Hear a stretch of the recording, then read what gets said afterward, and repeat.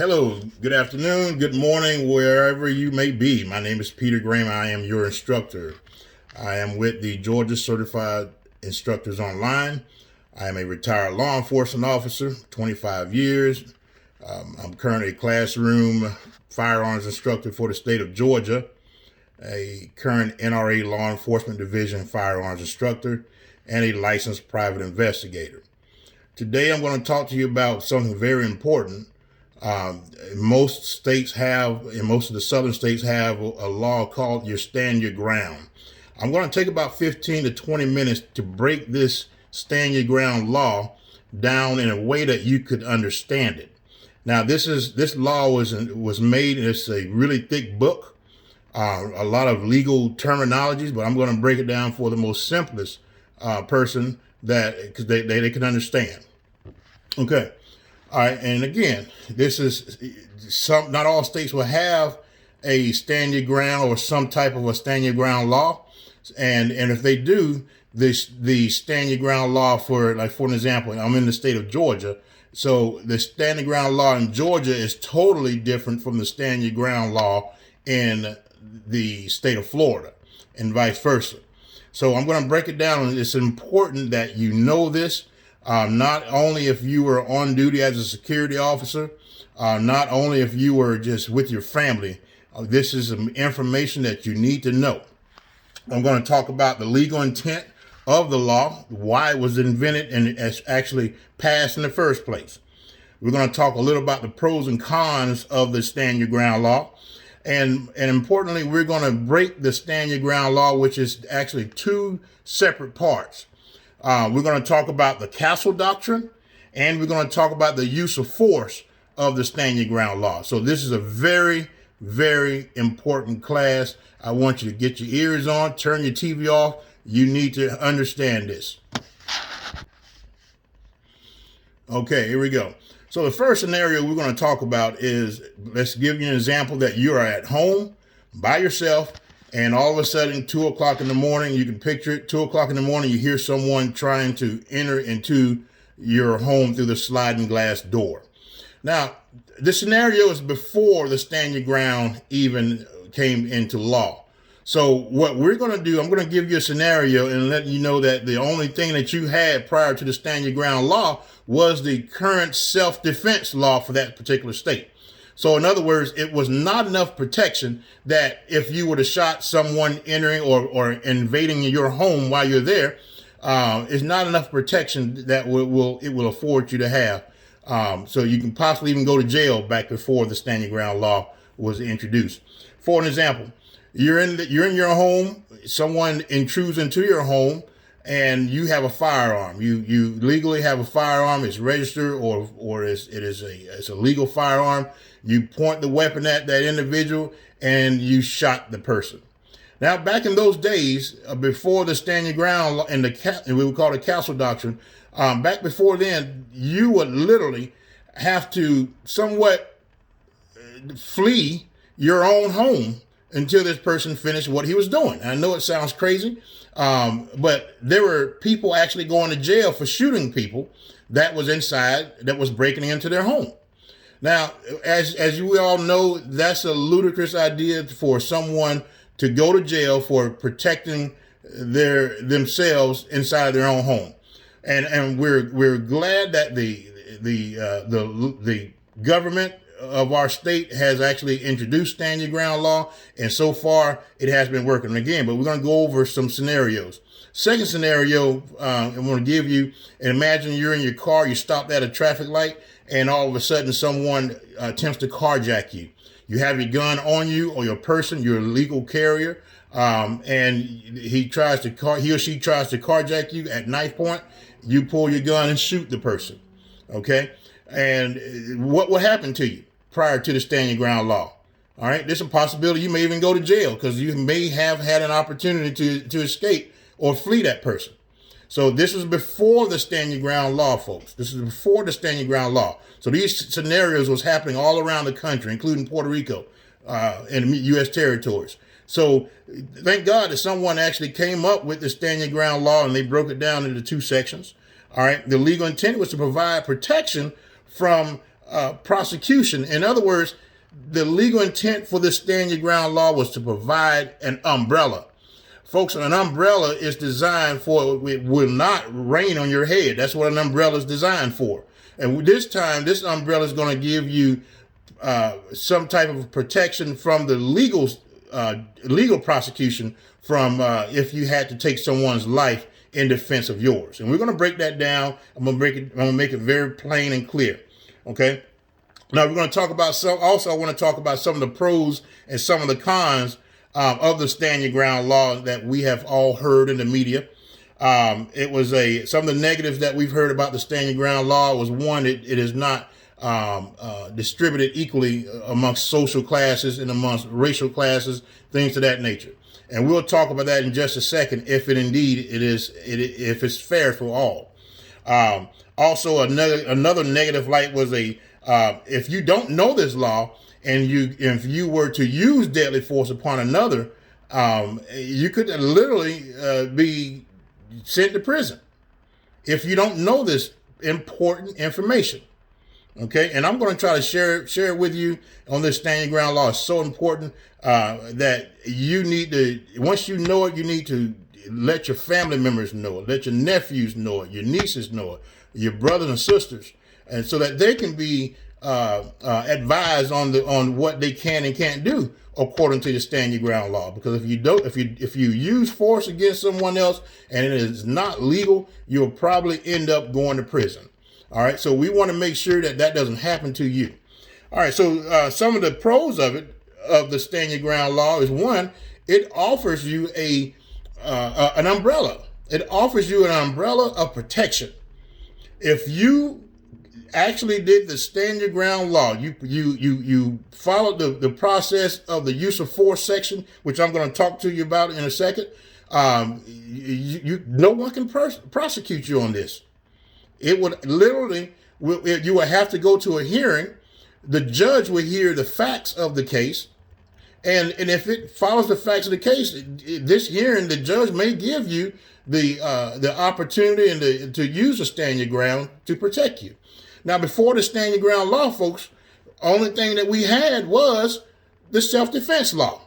Now, folks, if that judge and jury didn't like your mustache, they would have probably tell you you should have shot that man or that woman from breaking into your home. All right. If they didn't like you for any reason, if they thought you wasn't credible enough, you could end up in prison. But now folks, remember that this self-defense law is still on the books. It did not go anywhere.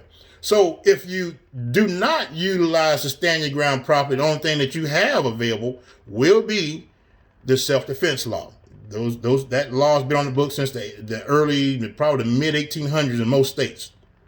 But in that self-defense law, you had an obligation, you had a duty to retreat before you use deadly force upon another. So that's very important. Okay, that was the stand your ground. That was the self-defense law. All right. So the stand your ground law is going to be a lot more to do with this, and it will give you a lot more protection. All right. Let's start out with the stand your ground law. It's broken down into two different sections. The first section is going to be the castle doctrine. The castle doctrine. Well, what is a castle doctrine? I just use it for the term. A man or a woman's house is their what? It's their castle. Okay. Now, I'm going to only talk about the state of Georgia. So don't listen to this. And if you're in Florida and you want to apply the castle doctrine, again, like I said earlier, Florida's castle doctrine is totally different from the Georgia castle doctrine. Okay. So we're going to talk about the Georgia castle doctrine. All right. What is your castle in the state of Georgia? Number one, your castle in the state of Georgia will be your house. Okay. Since you're in your own castle, that means you can walk around with a shotgun. You can walk around with a pistol. You can walk around with a knife, whatever you want to do, because it's your what? It is your castle. Okay. So that's very important that Georgia our state, what I live in currently, has identified the castle as a man or woman's house. There's another castle that we're going to talk about. This would be an individual's car. Yes, I said car. All right. Now, the same way that you can have a gun or knife or a shotgun inside of your house, well, in Georgia, you can have the same thing inside of your car. That is considered a castle in the state of Georgia. Now, folks, don't get it wrong. For any of these locations in your castle, if you are a convicted felon, you cannot be in possession of a firearm. What is a firearm? It's a firearm is something that goes boom and expels a projectile for wherever you're pointing it at. Okay, that is a firearm. So if you know that you're a convicted felon and you know that you have a felony on your record, you are prohibited until you get your rights restored from having and being in possession of a firearm. So please, just because this law is here and that you learned the law, remember, apply it correctly. Let's talk about the third castle. So far we talked about the castle is a house in the state of Georgia. We talked about the castle that is your car, and we're going to talk about the third one. The third one is your place of business. Now that also means if you're an employee or if you're visiting a business, that will be considered in the state of Georgia as your castle. Now, folks, be advised that if there's a sign posted on that place of business that states no firearms, and that sign is in a conspicuous manner where you don't have to look for it, all right, you cannot violate the property's owner's right. You cannot violate if the property owner of Walmart says no firearms on my property. All right, that means you cannot carry a firearm on Walmart's property if the sign is posted conspicuously. All right, so you can't argue with that. That's a property owner's right. It's his right to do so. All right, so it's very important that if you're going to carry a weapon inside of a place of business here in the state of Georgia, ensure that you can carry that weapon legally. All right. So we talked about businesses. Now, again, do you have to have a license to carry a gun inside of a business? No. It's just the same way if you had a gun walking around in your house. You don't have to have a permit to carry that particular gun, long as you're not a convicted felon. All right. So far we talked about the castle as being your house, your car, and your place of business. Now, there's one other thing I want to talk about is a castle will be your temporary lodging, i.e. Airbnb, hotels, motels, and things to that nature. That is also your extension of your castle. So again, we have four so far. We talked about four castles for the state of Georgia that we identified. One would be your house. Two would be your car. Three would be your place of business. And number four, your temporary lodging, to include Airbnb and motels and hotels. All right. So I wanted to make sure we run that home as far as what is the castle? Do you have to have a permit inside of any of those castles that's indicated? All right. For the state of Georgia, if you can legally carry that particular weapon. So now the other part, excuse me, the other part of the stand your ground would be the use of force. Now, folks, this is what gets a lot of people in trouble if you don't understand it. Okay? Remember, I'm going to talk about four sections of the use of force, and I broke it down so that it'll be better off for you to understand. There's four sections of the use of force for the stand your ground. Number one, you have to answer all four yes to it. Number one, I have the right to be there. I have a right to be there. Give you an example. If I'm walking out of Red Lobster, and I'm walking to my car, minding my own business. I am a licensed carrier of a firearm for the state of Georgia, and someone comes up to me and with a knife, and he states, "Hey, give me your money and your food that you're taking out with you." Okay. Now, what the law says, the stand your ground states, number one, do I have a right to be there? Am I legally walking from the restaurant to my car? Yes. So I can check number one. Most importantly, I have a right to be walking to my car. Okay. So I can check that. The second use of force that you must answer yes to would be the following. Are you the aggressor? Again, are you the aggressor? If you are the aggressor, in other words, if you started this particular fray or fight or whatever was going on here at the time, you can forget about answering yes to the aggressor part. Okay? So you cannot be the one who's starting the mess that's going on. You understand? You cannot be the person who's starting the problem. In other words, the aggressor.